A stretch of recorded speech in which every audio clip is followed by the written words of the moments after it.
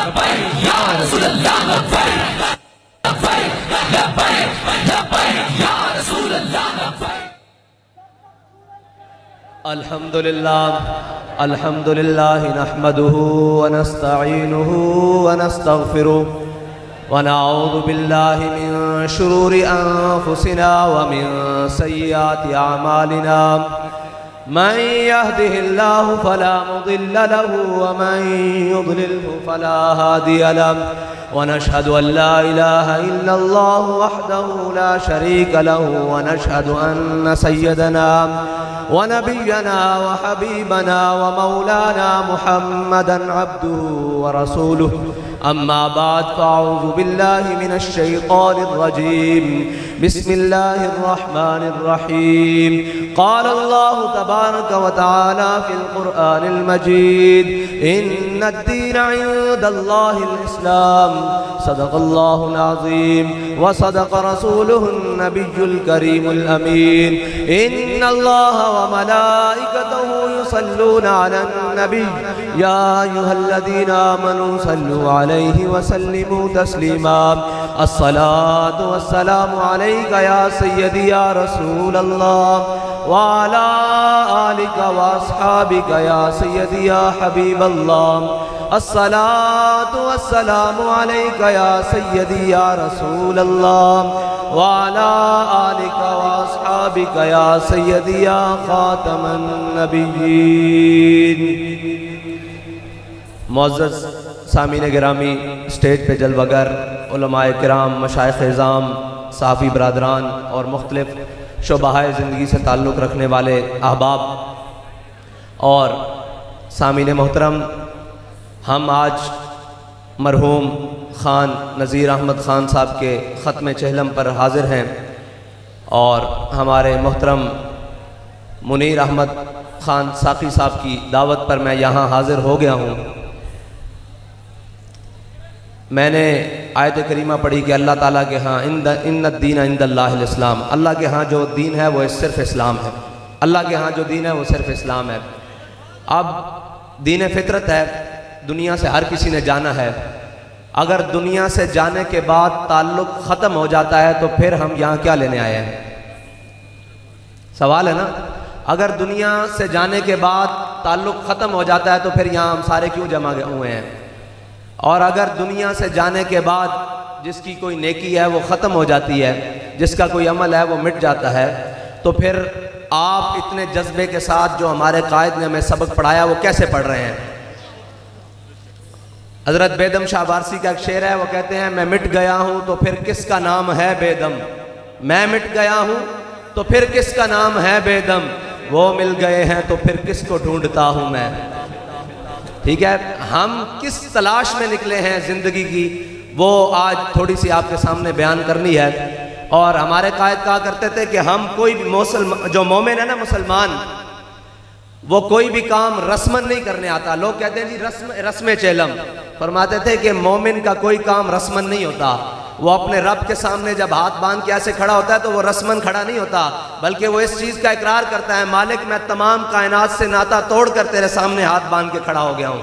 مومن کا کوئی کام بھی رسمن نہیں ہوتا، مومن کا ہر کام دل و ایمان کے ساتھ ہوتا ہے، یہ مسلمان کی شان ہے۔ تو اس لیے ہم رسمن جمع نہیں ہوئے۔ ہمارے قائد کہا کرتے تھے کہ جنہوں نے حضور کو رسمن مانا، جنہوں نے حضور کو رسمن مانا، وہ حضور کے ساتھ 1.5 میل بھی نہیں چلے۔ مقام شہد یہ مدینہ پاک سے 1.5 میل ہے، اور مقام احد جہاں غزوہ احد برپا ہوا یہ 3 میل ہے۔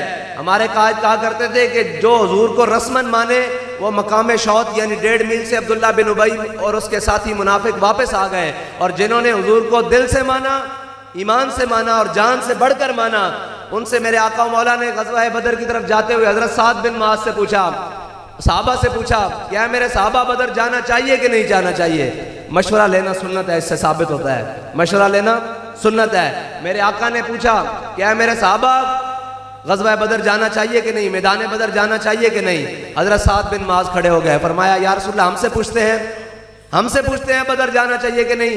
سلہ بال من شئتا وقتا حبال من شیتا سالم من شیتا آدے من شیتا خذ من اموالنا ما شیتا وعدنا ما شیتا. یا رسول اللہ ہم سے پوچھتے ہیں بدر جانا چاہیے کہ نہیں؟ یا رسول اللہ بدر تو یہ کھڑا ہے، آپ حکم دیں ہم کیسر و کسرا سے جنگ چھیڑ دیں گے، آپ حکم دیں ہم گھوڑے سمندروں میں ڈال دیں گے، آپ حکم دیں ہم ساری کائنات سے لڑ جائیں گے.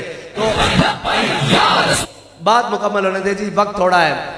حضرت علامہ اقبال کہتے ہیں کہ غزوہ بدر میں مسلمانوں کے پاس گھوڑے تو 2 تھے، وہ کیسے دعویٰ کر رہے تھے کہ ہم گھوڑے سمندروں میں ڈال دیں؟ تو پھر خود ہی جواب دیتے ہیں کہ ہر کیش کے مصطفیٰ سامان اوست، بحر و بر درگوشہ دامان اوست. جس کے دل میں حضور کی محبت ہوتی ہے نا، کائنات کی ہر نعمت اس کی جیب میں موجود ہوتی ہے. جس کے دل میں عشق مصطفیٰ ہو، کائنات کی ہر نعمت اس کی جیب میں موجود ہوتی ہے. حضور کے صحابہ نے حضور کی محبت میں آگے بڑھ کر بات کی. جو بھی حضور کی محبت میں قیامت تک آگے بڑھ کے بات کرے گا تو پھر اللہ تعالیٰ اس کی بات کو رد نہیں کرے گا بلکہ اس کو دنیا میں ہی صلہ دے گا. صحابہ نے کہا ہم گھوڑے سمندروں میں ڈال دیں گے. تو پھر ایک وقت آیا حضرت سعد بن ابی وقاص کی قیادت میں، صحابہ نے دریائے دجلہ میں گھوڑے ڈال دیے. پھر علامہ اقبال تڑپا کہنے لگا دشت و دشت دریا بھی نہ چھوڑے ہم نے، اور بحر ظلمات میں دوڑا دیے گھوڑے ہم نے. یہ حضور کی محبت ہے. جو کوئی بھی اس میں آ کر آگے کی بات کرے گا اللہ کو گوارا ہی نہیں ہے. علامہ خادم حسین رضوی نے حضور کے عشق کی بات کی ہے، رب نے ان کی کوئی بات رکھی ہے؟ نہیں رکھی نا. وہ ہمارے ایک شاعر ہیں، انہوں نے کہا کہ تیرے لہجے نے بتایا حق مصطفیٰ کیا ہے، تیرے لہجے نے بتایا حق مصطفیٰ کیا ہے، تقاضائے وفا کیا ہے، وفاؤں کا صلہ کیا ہے. انہوں نے بتایا حضور سے محبت ایسے کرنی ہے، مالکوں نے بتایا ہم نے صلہ ایسے دینا ہے. بس اتنی سی بات ہے. کوئی محبت کرے تو صحیح. علامہ اقبال کہتا ہے کہ رومی پناہ ہوا حبشی کو، اقبال یہ کس کے عشق کا فیض عام ہے؟ اقبال کہتا ہے پوری دنیا پہ حکومت سکندر ذوالقرنین نے کی. حکومتوں کے زوم میں آج بھی بیٹھے ہوئے لوگوں کو یہ دعوت فکر ہے کہ آپ سوچتے ہو کہ ہمارے پاس کرو فر ہے، پروٹوکول ہیں، سارا کچھ ہے، دنیا کے سارے اسباب ہیں. اقبال کہتا ہے اقبال یہ کس کے عشق کا فیض عام ہے؟ رومی پناہ ہوا حبشی کو دوام ہے. اقبال کہتا ہے کہ دنیا پہ پوری دنیا پہ حکومت تو سکندر ذوالقرنین نے کی، اس کا نام کوئی نہیں جانتا، نام لیوا کوئی نہیں ہے. دنیا پہ بلال ہو رہی ہے، یہ کس کے عشق کی وجہ سے ہے؟ یہ کس کی غلامی کی وجہ سے ہے؟ یہ کس کی محبت کی وجہ سے ہے؟ کہ وہ حضرت عمر جو زمانہ جاہلیت میں غلاموں پر تھوکتے نہیں ہیں، تو اسلام لانے کے بعد کہہ رہے ہیں کہ ابو بکر سیدنا واتک سیدنا. ابو بکر بھی ہمارا سردار، اور ابو بکر نے جس کو آزاد کروایا حضرت بلال وہ بھی ہمارا سردار. باتیں بہت ساری لمبی ہیں، وقت کے دامن میں قلت ہے. میں اپنی بات کو دوسری جانب لے کے چلتا ہوں کہ آج مسلمان صرف اسباب کا رونا روتا ہے. سبب کچھ اور ہے جس کو تو خود سمجھتا ہے، زوال بندہ مومن کا بے زری سے نہیں. اگر زوال بے زری سے ہوتا تو صحابہ کھجوروں کی گٹلیاں چوس کر کبھی بدر فتح نہ کرتے. مومن جو ہوتا ہے اس کا ایمان اپنے رب پر کامل ہوتا ہے. اس کا جو ہاتھ ہے نا وہ اپنے حبیب کے دامن کے ساتھ ایسے بھرے ہوتے ہیں. اس کو دنیا کی کسی چیز کی کوئی اور ضرورت نہیں ہوتی. اگر مسلمان ہو صحیح، اور اگر نہ ہو تو پھر ایٹم بم پاس ہوتا ہے لیکن کشمیر پرائے لے جاتے ہیں. پھر ایٹم بم پاس ہوتا ہے فلسطین میں عزتیں لٹتی رہتی ہیں. پھر ایٹم بم پاس ہوتا ہے مسجد اقصیٰ میں یہودی قابض ہو جاتے ہیں. پھر ایٹم بم پاس ہوتا ہے تو پوری دنیا گھر میں بیٹھے ٹانگیں کانپتی رہتی ہیں. اگر ایمان دل میں ہو تو 313 ہزار سے ٹکرا جاتے ہیں. اور بات بھی آگے پھر اللہ تعالیٰ فتح بھی دیتا ہے اور نصرت بھی دیتا ہے. اصل مسئلہ ہے ایمان پیدا کرنا. ایمان پیدا کرنا مقصد ہے. اور وہ ایمان ہمارے قائد ہمارے دلوں میں دے کر گئے ہیں کہ اب کوئی ظلم سامنے آئے، کوئی جابر سامنے آئے تو ہم یہی بات کہتے ہیں کہ ستمگر ادھر آ ہنر آزمائیں، ستمگر ادھر آ ہنر آزمائیں، تو تیر آزما ہم جگر آزمائیں. لبیک یا رسول اللہ، لبیک یا رسول اللہ.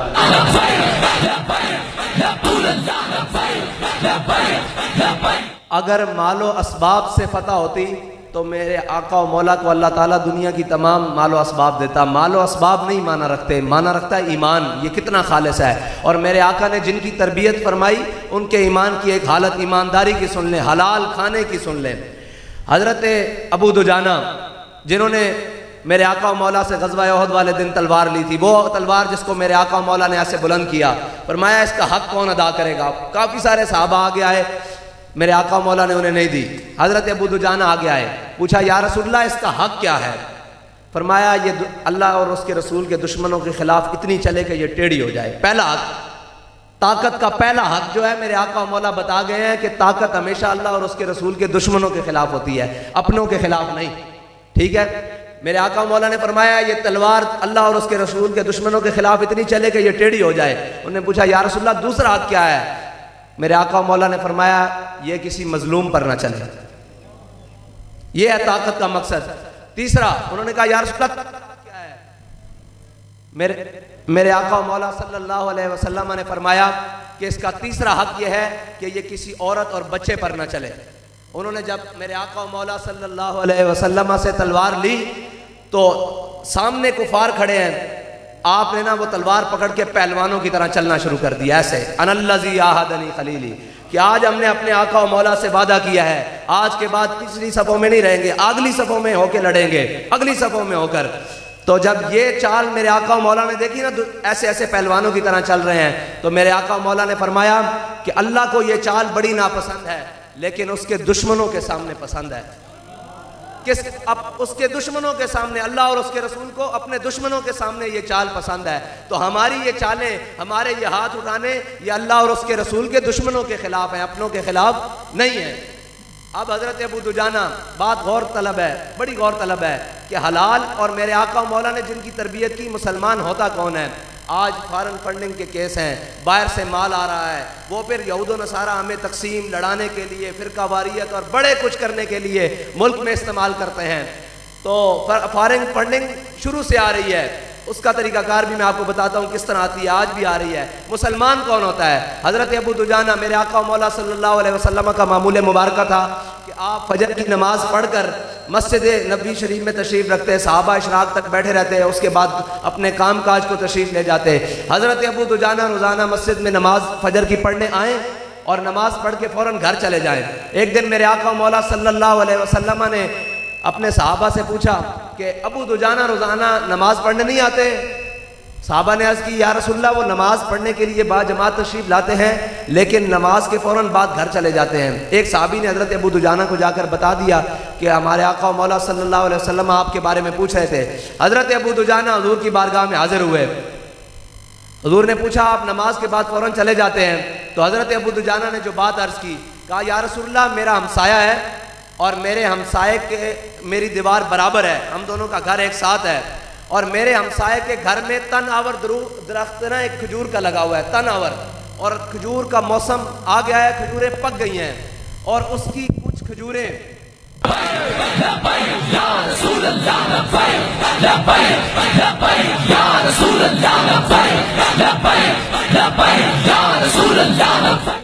حضرت ابو دجانہ نے عرض کی یا رسول اللہ میرے ہمسائے کا گھر ہے اور میرے ساتھ ہے، اس میں ایک تن آور درخت کھجور کا ہے لمبا، اس کے اوپر کھجوریں لگی ہوئی ہیں اور وہ کھجوریں پک چکی ہیں، یا رسول اللہ میں فجر پڑھنے سے فوراً بعد گھر اس لیے چلا جاتا ہوں کہ اس کی کچھ پکی ہوئی کھجوریں میرے صحن میں آ گرتی ہیں، فطرتاً توڑی نہیں جاتی یا ڈنڈا نہیں مارا جاتا، اس کی کچھ کھجوریں جو ہے وہ ٹوٹ کر میرے صحن میں آ گرتی ہیں، میں گھر اس لیے جلدی واپس چلا جاتا ہوں کہ کہیں میرے اہل و عیال بچے وہ کھجوریں نہ کھا لیں اور میرے بچوں کے پیٹ میں حرام کا لقمہ نہ چلا جائے، میں اس لیے جلدی واپس چلا جاتا ہوں۔ مسلمان کی یہ شان ہے، جو مومن ہے اس کی یہ شان ہے۔ اور فارن فنڈنگ کیس والوں کے لیے اور ایک بات، حضرت شرحبیل بن حسنہ آپ بہت بڑے جرنیل اسلام ہیں، آپ نے اسلام کے لیے بڑی جنگیں لڑی، بڑی خدمات کی۔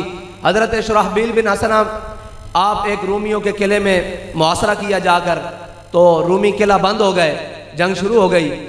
ایک دن رومیوں کا پادری آیا، وہ کہنے لگا کہ شہر میں غذائی قلت ہو گئی ہے، کیا معاملہ ہے؟ انہوں نے کہا جی مسلمانوں کا ایک لشکر آیا، انہوں نے قلعے کا محاصرہ کر لیا ہے اور اب ہمارے پاس کوئی چارہ نہیں ہے، تو اندر جو غذائی قلت ہے وہ بھی ہو گئی ہے۔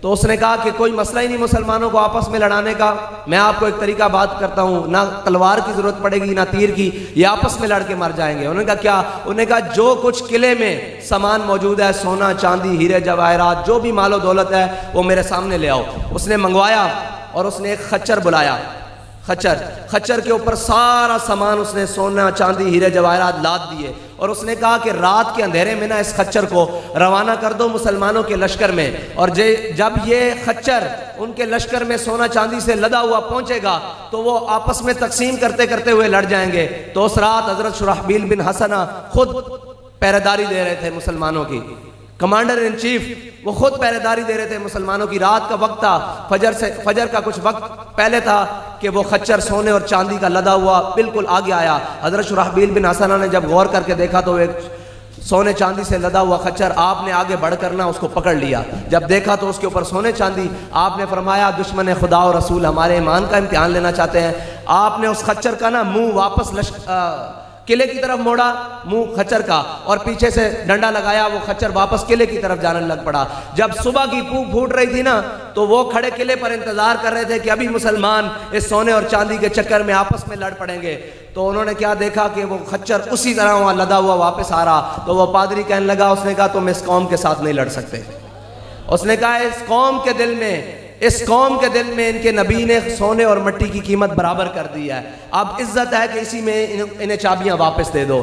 یہ طریقہ شروع سے رہا ہے، غیر شروع سے یہ طریقے کرتے ہیں کہ باہر سے پیسے بھیجتے ہیں، باہر سے فنڈنگ بھیجتے ہیں۔ سونا اس دور کی فنڈنگ وہی تھی نا فارن، کہ انہوں نے سونا چاندی بھیجا۔ آج کے دور میں NGOs کے نام پہ فنڈنگ آتی ہے، فلانوں کے نام پہ فنڈنگ آتی ہے کہ ان کو آپس میں لڑاؤ، آپس میں ان کو کاٹو۔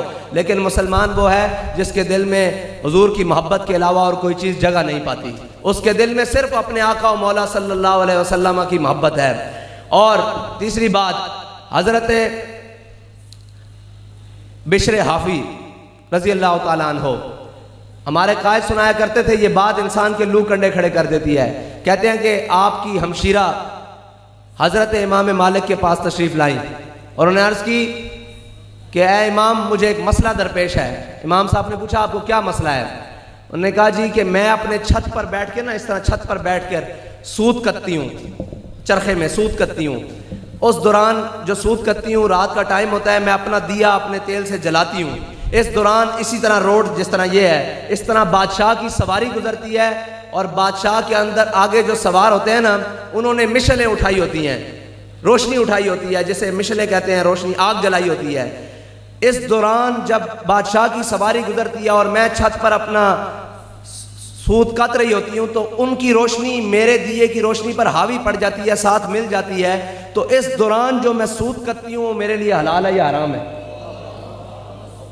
حضرت امام مالک فرماتے ہیں کہ جب یہ مسئلہ مجھ سے پوچھا گیا تو میں اپنی مسند پہ ہل گیا کہ یہ مسئلہ پوچھنے والا کون ہے، تو کون ہے یہ خاتون مسئلہ پوچھنے والی؟ تو حضرت امام مالک نے پوچھا ہے خاتون آپ کون ہیں؟ انہوں نے کہا جی میں بشر حافی کی بہن ہوں۔ تو آپ نے فرمایا لوگوں کے لیے حلال ہو سکتا ہے، آپ کے لیے حلال نہیں ہو سکتا، کیونکہ دین آپ کے گھر سے آ رہا ہے۔ یہ ہے مسلمانوں کا کردار۔ زندہ آباد زندہ آباد زندہ آباد زندہ آباد، اقتلو اقتلو فاقتلو اقتلو۔ اور دوسری بات، ریاست مدینہ کے تصور کی بڑی باتیں کی جاتی ہیں۔ ہم ریاست مدینہ کے پہلے خلیفہ بلا فصل سیدنا صدیق اکبر کی بات کرتے ہیں۔ چند باتیں، آپ کا مہینہ ہے جمادی الثانی، اس کے حوالے سے کچھ چند باتیں۔ حضرت جناب سیدنا صدیق اکبر جب خلیفہ بنے تو جس دن آپ خلیفہ بنے آپ کے پاس جتنا مال و دولت کیش ان ہینڈ جسے آج کے زمانے میں کہا جاتا ہے، آپ نے سارا بیت المال میں جمع کروا دیا۔ یہ ہے ریاست مدینہ کا پہلا خلیفہ اور اس کا پہلا عمل، آپ نے وہ سارا مال جمع کروا دیا، ریگولائز نہیں کروایا، 12 لاکھ دے کے ریگولائز نہیں کروایا، بلکہ وہ بیت المال مسلمانہ دے بیت المال سے جمع کروا دیتا۔ حضرت سیدنا عروہ فرماندے کہ جس دن حضرت سیدنا عائشہ صدیقہ رضی اللہ تعالیٰ عنہ فرمانیاں کہ جس دن میرے والد گرامی دنیا تو جان لگے کہ آپ اس حال سے دنیا تو گئے کہ نہ آپ کو کوئی درم سی نہ کوئی دینار سی۔ یہ ہے ریاست مدینہ دا پہلا تصور۔ اور سویس بینکاں چ اکاؤنٹ نہیں بن دے، اور سرائے محل نہیں بن دے۔ ریاست مدینہ نہ اگر چلانا چاہتے ہو یا چلنا چاہتے ہو، ساڑھے قائد کہتے ہیں پہلے آ کے پڑھو صحیح ریاست مدینہ ہے کی، ریاست مدینہ دا تصور کیے۔ ریاست مدینہ دے حاکم دے سامنے عروہ بن مسعود اجے رضی اللہ تعالیٰ عنہ نہیں بنے صلح حدیبیہ دے موقع تے، انہوں نے کہا یا رسول اللہ اے مختلف قبیلیاں دے لوگن، قوماں دے لوگن اور مختلف نسلاں دے لوگن اے تانوں چھڑ کے چلے جان گے۔ تے ریاست مدینہ دا حاکم جواب کی دی رہا گستاخ رسول نوں، بلکہ حضور دے دشمن نو جواب کی دے رہا، اے سارے علماء کرام بیٹھے ہیں، تسی انہاں کول تنہائی بھی جا کے اس دا مطلب پوچھو گے تو انہوں نہیں دسن گے۔ اس امت دے سب نو حلیم التبا، خلیفہ بلا فصل سیدنا صدیق اکبر افضل الخلق بعد الانبیاء، آپ نے عروہ بن مسعود نو کیا اس امسس بدر اللہ فرمایا تو اے کہنا کہ اسی حضور نو چھڑ کے چلے جاواں گے، جا اے مطلب جنوں پوچھنا ہوئے نا علماء کو جا کے علیحدہ پوچھ لینا اس دا مطلب کی وے۔ جڑا ریاست مدینے دا حاکم ہوندا نا انہاں دا دشمنان رسول و خدا دے نال اے لہجہ ہوندا، او اے نہیں کہندا کہ اپنے نو کہندا کہ میں تانوں فور شیڈول چ پا دیاں گے، تواڈے تے پرچے کر دیاں گے، او پرچے خرچے دی گل بعد چ اے اساں حضور دے نام تے جانا ودائی بیٹھے ہاں۔ ساڈے قائد سانو اے سبق دے کے گئن، کوئی کہندا سی نا کہ علامہ خادم حسین رضوی قدم بڑھاؤ ہم تمہارے ساتھ ہیں، آپ فرماندے سن چلیا اساں حضور دے نام تے گردن ودائی ہوئی ہے، جو کوئی ایتھوں کٹ لین یا ایتھوں کٹ لین، اسی حضور دے نام تے غداری کرن والے نہیں ہاں۔ ساڈا ایک کوئی مقصد ہے، ساڈی کسے نال لڑائی نہیں، ساڈا ایک کوئی مقصد ہے حضور دے نام بلند ہوئے، حضور دا گستاخ کوئی باقی نہ رہے، انہاں دا کوئی نہ پہنچے، ساڑیاں جانا جے حاضر ہیں، ساڑے بارے کوئی گلاں کرے، سانو ہتھ کڑیاں لاوے۔ میں تانوں گل سنائی جاواں، میں جدو اپنے قائد نو ملن جیل گیا تے آپ دے ہاتھ نا ایتھے نشان سی، میں نا غور نہ پکڑ کے دیکھیا، میں کہا حضور کی ہویا؟ فرمان لگے اے عشق دیاں ونگاں دے نشان ہے، اسی انہاں ونگاں تو نہیں گھبراندے، اسی انہاں ونگاں تو نہیں گھبراندے۔ اور میں جا کے نا احتیاطاً میں ہلکا صاحب ظاہر ہے ایک کھلی طبیعت بھی سی، میں جا کے کیا جناب ہون سناؤ جیل وچ، تے کہندے شعر پڑھیا میر دا، کہنے لگے زندہ میں بھی نہ گئی شورش اپنے جنوں کی، زندہ میں بھی نہ گئی شورش اپنے جنوں کی، اب سنگ مداوا ہے اس آشفتہ سری کا۔ تو میں ان ساڑھا کو یہ تو لاج دے تا ہی ہو سکنا، ورنہ جدوں تک جینے ہیں حضور دا نعرہ بلند کر دے رہاں گے، لبیک رسول اللہ لبیک لبیک لبیک یا رسول اللہ لبیک لبیک یا رسول اللہ صلی اللہ علیہ وسلم۔ ایک گل ہے جڑی کفر نو سمجھ نہیں آ سکتی قیامت تک، او گل نو سمجھن واسطے نا کلمہ پڑھنا ضروری ہے۔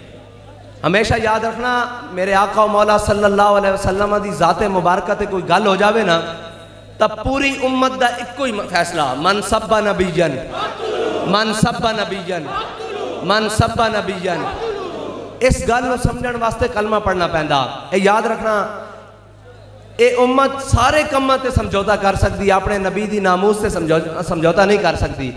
جو ریاکشن جو رد عمل ایک عالم دا ہوندا، جو رد عمل ایک پیر دا ہوندا، جو رد عمل ساڑھے مشائخ اعظام دا ہوندا، ایک او مسلمان جڑا کدی مسیحی نہ گیا ہوئے، جنہیں کدی مسجد نہ گیا ہوئے، جڑا نماز بھی نہ پڑھدا ہوئے، روزہ بھی نہ رکھدا ہوئے، حج بھی نہ کردا ہوئے، زکاة صرف اس نے اپنے آقا و مولا دا کلمہ پڑھیا ہویا، وہ کوئی عمل نہ کردا ہوئے۔ جو عمل ساڑھے اے مذہبی طبقے دا ہوندا نا، جڑا سمجھ دیں کہ سارے عبادات کر دیں مسلمان دا ہوندا، جس نے حضور دا کلمہ پڑھیا جدو اس دے نبی دے بارے اس دے سامنے گل کی جائے گی یا انہوں پتہ لگ جائے گا، اس دا رد عمل بھی وہی ہوئے گا۔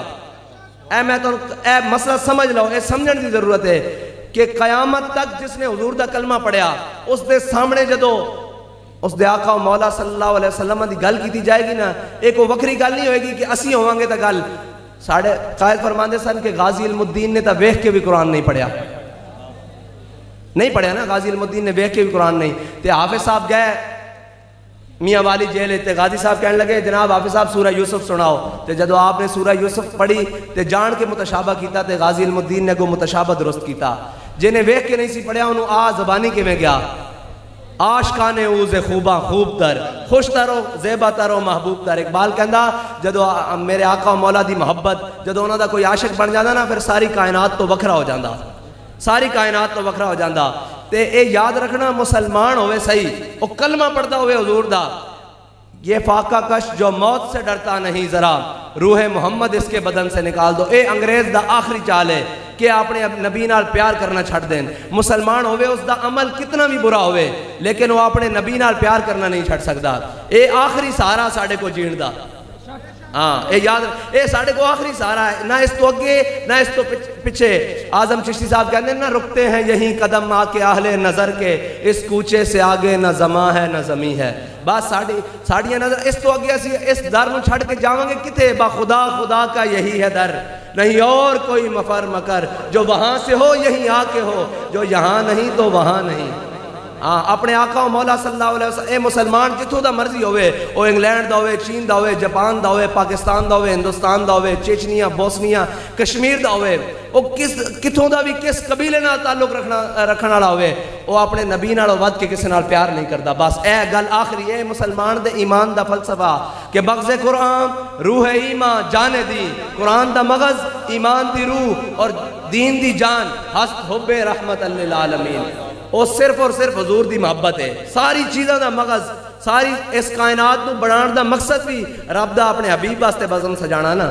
اور اے پاکستان کے نا دے ناں تے بنیا، میرے آقا و مولا دے ناں تے بنیا نا۔ پاکستان کا مطلب کیا؟ گج کے ذرا پاکستان دا مطلب سمجھانا آسا۔ پاکستان کا مطلب کیا؟ پاکستان کا مطلب کیا؟ دستور ریاست کیا ہوگا؟ اے پاکستان جڑا او حضور دے ناں تے بنیا، تے ایتھے حضور دے ناں تے غداری نہیں ہو سکتی، ایتھے حضور دا نظام آئے گا۔ جڑی شے جس مقصد واسطے بن دی نا، اس نو اس واسطے استعمال کیتا جاندا۔ اے سپیکر بنیا بولن واسطے، اس نو اس دے استعمال، اے سپیکر دے ٹنگن واسطے، اے بوتل پین واسطے بنی، تے پاکستان بنیا حضور دے نظام واسطے۔ انشاءاللہ حضور دے دین نو اسی تخت تے لے آواں گے انشاءاللہ، اور اسے عزم نال لے آواں گے، جس طرح ساڈے قائد سانو سبق پڑھا کے گئے کہ انہیں جانا، انہیں جانا، انہیں جانا، انہیں جانا، نہ رکھا غیر سے۔ اے شرط ہے کہ کسی غیر نہ کم نہیں رکھنا کسی طریقے نال۔ انہیں جانا، انہیں جانا، انہیں جانا، نہ رکھا غیر سے کام۔ للہ الحمد، میں دنیا سے مسلمان گیا۔ وآخر دعوانا الحمدللہ۔ لبیک لبیک یا رسول اللہ، لبیک لبیک لبیک یا رسول اللہ، لبیک